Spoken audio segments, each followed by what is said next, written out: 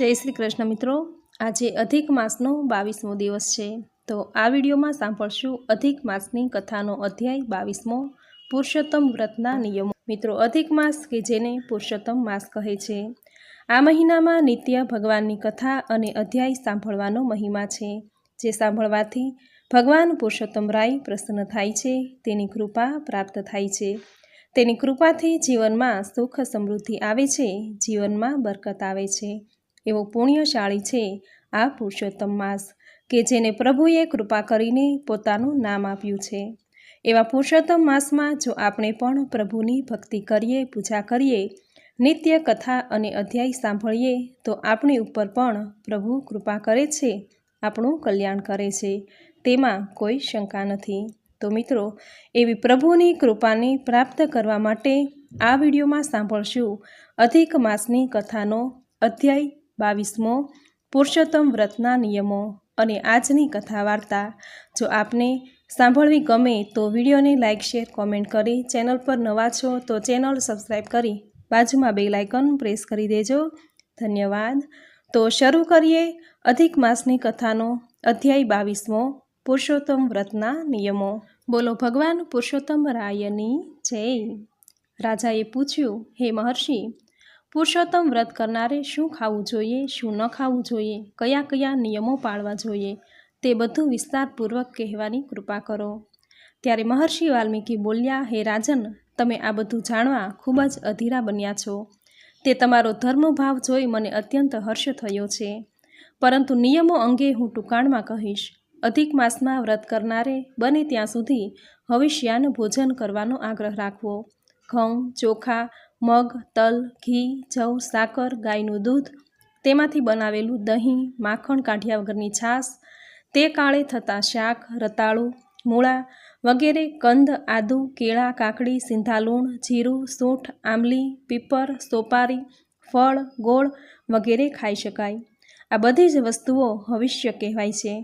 જ્યારે કઠોળ, દાળ, રાઈ, નશો કરે તેવા પદાર્થો, મધ, મસૂર, જાયફળ, પારકું અન્ન, વાસી અન્ન, તામ્રપત્રમાં રાંધેલું દૂધ, મશકમાં ભરેલું જળ ઇત્યાદિનો ત્યાગ કરવો। વ્રત કરનારે ભોંય પર સૂવું અને બ્રહ્મચર્યનું પાલન કરવું। અધિક માસમાં લસણ, ડુંગળી, ગાજર, લીંબુ, સુવાની ભાજી, નાગરમોથ, સરગવાની શીંગ, મૂળા, અળવીના પાન વગેરે ત્યજી દેવા। અધિક માસમાં વ્રત કરનારે રાંધેલું અને ફરી રાંધેલું અન્ન, કાગડાઓને સ્પર્શેલું અન્ન, સૂતકનું અન્ન, બળી ગયેલું વાસી અન્ન વગેરે ન ખાવું। અધિક માસમાં એકમથી પૂનમ સુધી શાક, ફળ ત્યજી દેવા।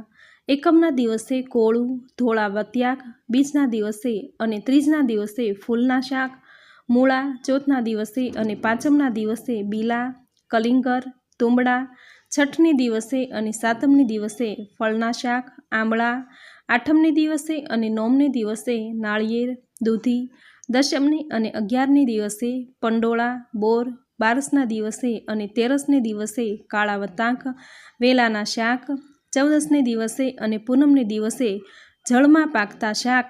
વ્રત કરનારે આ દરેક તિથિએ દર્શાવેલા શાક ન ખાવા અને રવિવારે આમળા ન ખાવા। પુરુષોત્તમ માસમાં આ જે વસ્તુઓ ત્યજી હોય તે ફરીવાર બ્રાહ્મણને અર્પણ કર્યા પછી જ લઈ શકાય। બ્રાહ્મણને તે વસ્તુનું દાન કર્યા સિવાય લેવાય નહીં। જે ભાવિકો આખોય અધિક માસ દરમિયાન ઉપવાસ કરે છે તે અવશ્ય પુરુષોત્તમની પ્રીતિને પામે છે। જે માણસો નિયમ વગર વ્રત કરે છે તેને ફળ પ્રાપ્તિ થતી નથી। પુરુષોત્તમ માસમાં વ્રત કરનારાઓ કારતક અને મહામાસમાં પણ જો આ નિયમ પાળે તો તેઓ પુરુષોત્તમ ભગવાનની અધિક પ્રસન્નતાને પામે છે। વ્રતધારીઓ ઘી, દૂધનું સેવન કરી શકે છે અને ફળાહાર પણ કરી શકે છે, પરંતુ વ્રતના નિયમોમાં જરા પણ ક્ષતિ ન રહે તે અવશ્ય ધ્યાનમાં રાખવું। એકલા વ્રતથી ફળ મળતું નથી, તેમાં શુદ્ધતા જોઈએ, સહૃદયતા જોઈએ, પૂર્ણ શ્રદ્ધા જોઈએ અને બધા એ નિયમો જાળવવા જોઈએ। વ્રત કરનારે વ્રતના દિવસો દરમિયાન ગંભીરતા જાળવવી, કલેહ કંકાશથી દૂર રહેવું, મોજ શોખનો ત્યાગ કરવો, ધર્મનું સંપૂર્ણ પાલન કરવું અને ઈષ્ટદેવના સ્મરણ સાથે પુરુષોત્તમ ભગવાનની ભક્તિ કરવી। જેઓ પૂર્ણ શ્રદ્ધાથી પુરુષોત્તમને સેવે છે તેનું કલ્યાણ થાય છે। અધિક માસનો પ્રારંભ થતાં જ સવારે વહેલા ઉઠી નિત્ય કર્મ, સ્નાન વગેરે કાર્યથી ભગવાન શ્રી કૃષ્ણનું ધ્યાન ધરી વ્રત કરવાનો સંકલ્પ કરવો। ઉપવાસ અગર એકટાણું જે પોતાની શક્તિ પ્રમાણે થઈ શકતું હોય તેની ધારણા પ્રભુ સમક્ષ કરવી.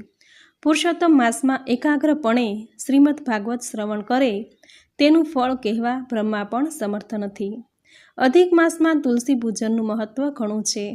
1,00,000 તુલસી પત્રથી શાલિગ્રામની પૂજા કરવામાં આવે તે અત્યંત પુણ્યકારી છે. પુરુષોત્તમ માસમાં નિયમો સહિત વિધિપૂર્વક પૂજન કરનારની પાસે યમદૂતો નથી આવતા. પુરુષોત્તમ વ્રતનું ફળ 100 યજ્ઞોથી પણ અધિક છે. યજ્ઞ કરનાર સ્વર્ગલોકમાં જાય છે, પણ પુરુષોત્તમને સેવે તો તે મહાકષ્ટે ઋષિમુનિઓને મળે તેવા ગોલોકના અધિકારી બને છે. પુરુષોત્તમ વ્રત વિધિપૂર્વક કરનારના પવિત્ર થયેલા દેહમાં પૃથ્વી પર રહેલા તીર્થક્ષેત્રો અને દેવતાઓ વાસ કરે છે. તે આધિ વ્યાધિ અને ઉપાધિથી મુક્ત રહે છે. વ્રત કરનારની દરિદ્રતા ટળે છે. તેને ભૂત પ્રેત પિશાચ આદિ ઉપદ્રવો નડતા નથી. આ પ્રમાણે વિધિ સહિત પુરુષોત્તમ માસનું જે વ્રત કરે છે તેઓ સદાય પુરુષોત્તમ ભગવાનની કૃપાને પામે છે અને અંતે તેઓ શ્રી પ્રભુના ધામને પામે છે. આ પ્રમાણે ઇતિ શ્રી બૃહદ નારદીય વિશે પુરુષોત્તમ મહાત્મ્યમાં અધ્યાય 22મો સમાપ્ત થયો. બોલો ભગવાન પુરુષોત્તમ રાયની જય. તો મિત્રો, આપણે સાંભળ્યો અધિક માસની કથાનો અધ્યાય 22મો. હવે સાંભળશું આજની કથા અણમાનીતી રાણીની વાર્તા. ચંદન નગરીના રાજા ચંદનસેનને 2 રાણી, એક માનીતી અને બીજી અણમાનીતી. એક પર રાજા હેતની હેલી વરસાવે અને બીજીનો તો ભાવે ન પૂછે. એકને ફૂલની જેમ સાચવે અને બીજી તો એને જોવી ન ગમે. માનીતી રાણી રૂપનો અંબાર અને અણમાનીતી દયા અને ગુણનો ભંડાર. વળી માનીતીની કુખે પુત્ર જન્મ્યો પછી તો રાજા એનાથી એવો અંજાઈ ગયો કે વાત ન પૂછો. માનીતી તો ધરતીથી વેત ઊંચી ચાલે, વાત વાતમાં કડવા વેણ બોલે. બિચારી અણમાનીતી બધું સમસમીને સહન કરી જાય. એવામાં પવિત્ર પુરુષોત્તમ માસ આવ્યો. અણમાનીતી રાણીએ વ્રત લીધું. રોજ નદીએ સ્નાન કરવા જાય, વાર્તા સાંભળે, ભજન કીર્તન કરે. માનીતી રાણી એના જ દાંત કાઢે. ઈર્ષાળુ તો એવી કે રગે રગે ઝેર ભરેલું. સાંજે વધ્યું ઘટ્યું અણમાનીતીના મહેલે મોકલી દે. એની ઈચ્છા એવી કે એઠું ખાય તો અણમાનીતી રાણીના વ્રત તૂટી જાય. પણ ભોળાનો ભગવાન છે ને! અણમાનીતી એ વ્રત તૂટે એના કરતાં એકટાણા બંધ કરીને ઉપવાસ આદર્યા. આ વાત માનીતીએ જાણી તો તેના પેટમાં તેલ રેડાયું. એ તો રાજાના કાન ભંભેરવા લાગી કે અણમાનીતી કામણ ટુમણ કરીને રાજાને મારી નાખવા ઈચ્છે છે. તેથી રાજ એના પિયરિયાના હાથમાં આવે. રાજાને તો રોષ ચઢ્યો. અણમાનીતીને ધક્કા મારીને મહેલમાંથી કાઢી મૂકી. બિચારી અણમાનીતી તો રડતી કકળતી ચાલી નીકળી. વનની વાટ પકડી. રસ્તામાં એક તરસી ગાય મળી. અણમાનીતીએ તેને પાણી પાયું. આગળ જતાં જીર્ણ શિવાલય આવ્યું. અણમાનીતીએ વાળી ચોળીને સાફ કર્યો. આંગણામાં પાણી છાંટ્યું. સરોવરમાંથી જળ લાવી શિવજીને સ્નાન કરાવ્યું. પછી બીલીપત્ર લાવી શિવની પૂજા કરી. આગળ જતાં 2 લડતા નાગ મળ્યા. રાણીએ બંનેને હાથ જોડીને વિનંતી કરી એટલે બંને શાંત થયા. રાણી તો થાક ખાતી જાય અને આગળ વધતી જાય છે. ઉપવાસના કારણે આંખે અંધારા આવે છે, પગ લથડે છે. રાણી તો મહર્ષિ ગૌતમના આશ્રમ પાસે બેભાન થઈને ઢળી પડી. ઋષિએ શીતળ જળ છાંટ્યું. ભાનમાં આવ્યા પછી બધી વાત પૂછી અને આશીર્વાદ આપ્યા કે પવિત્ર પુરુષોત્તમ વ્રતના પ્રભાવે આજથી તારું દુઃખ દૂર થશે. તું મહેલે પાછી જા. તારી કાયા કંચન વર્ણી થઈ જશે. રાજા રાણી તને માન આપશે. 9 માસે તારી કુખે તેજસ્વી પુત્ર જન્મશે. તે તારી કીર્તિ વધારશે. મૃત્યુલોકના સર્વે સુખ ભોગવીને અંતકાળે તું વિમાનમાં બેસીને વૈકુંઠમાં જઈશ. ઋષિના શબ્દો પર વિશ્વાસ રાખીને રાણી પાછી ફરી. રસ્તામાં પેલા નાગ મળ્યા. રાણીને બહેન કહી 7.5 ગાડા ભરીને ખજાનો આપ્યો. આગળ જતાં શિવાલય આવ્યું. શિવજીએ સ્વહસ્તે પ્રસાદ આપ્યો.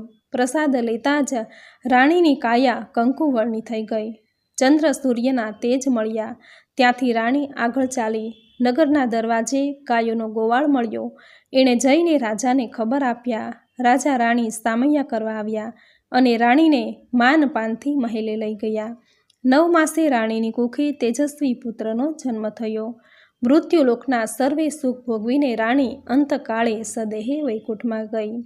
દુઃખ દારિદ્ર થાય દૂર, મળે માનને પાન, જેને પુરુષોત્તમ ફળે તેના સર્વે કરે સન્માન. હે પૂર્ણ પુરુષોત્તમ પ્રભુ, તમે જેવા અણમાનીથી રાણીને ફળ્યા, તેવા જ તમારું આ વ્રત કરનારને, વ્રતની કથા વાંચનારને, સાંભળનારને, કહેનારને સૌને ફળજો, સૌની મનોકામના પૂર્ણ કરજો. તો મિત્રો, આવો મહિમા છે અધિક માસમાં, પુરુષોત્તમ માસમાં પ્રભુની ભક્તિ, પૂજા, સ્તુતિ કરી કથા અને અધ્યાય સાંભળવાનો. જેવી રીતે હસ્તીના પગલામાં સૃષ્ટિના સમસ્ત પ્રાણીઓના પગલાં સમાઈ જાય છે, તેવી જ રીતે સર્વકાલના ધર્મો તથા વ્રતોનો શ્રી પુરુષોત્તમ ભગવાનમાં સમાવેશ થઈ જાય છે. અર્થાત જે મનુષ્ય અધિક માસમાં ઉત્સવો અને વ્રતો કરે છે, તે સર્વે શ્રી ઠાકોરજી ભગવાન પુરુષોત્તમ સ્વયં સ્વીકારે છે. ભગવાન પુરુષોત્તમ રાય તેની મનોકામના પૂર્ણ કરે છે, તેના મન વાંછિત ફળની પ્રાપ્તિ કરાવે છે, તેના સર્વે કાર્યો સિદ્ધ કરાવે છે. આવો મહિમા છે અધિક માસમાં નિત્ય ભગવાનની કથા અને અધ્યાય સાંભળવાનો. તો મિત્રો, આજની આ કથામાં અણમાનીતી રાણીની વાર્તા તમે અંત સુધી પૂરી શ્રદ્ધાથી સાંભળી, જે સાંભળવી તમને જરૂર ગમી હશે. તો વિડીયોને લાઇક કરી કોમેન્ટમાં જય શ્રી હરિવિષ્ણુ, જય પુરુષોત્તમ ભગવાન જરૂર લખજો. ચેનલ પર નવા છો તો ચેનલ સબસ્ક્રાઈબ કરી બાજુમાં બેલ આઇકન પ્રેસ કરી દેજો, જેથી આપણા આવતા દરેક નવા વિડીયોની માહિતી અને કથા તમને પહેલાં મળે. તો ફરી મળીશું આવી જ નવી ધાર્મિક માહિતી, નવી ધાર્મિક કથા સાથે. ત્યાં સુધી આપ સૌને મારા જય શ્રી કૃષ્ણ.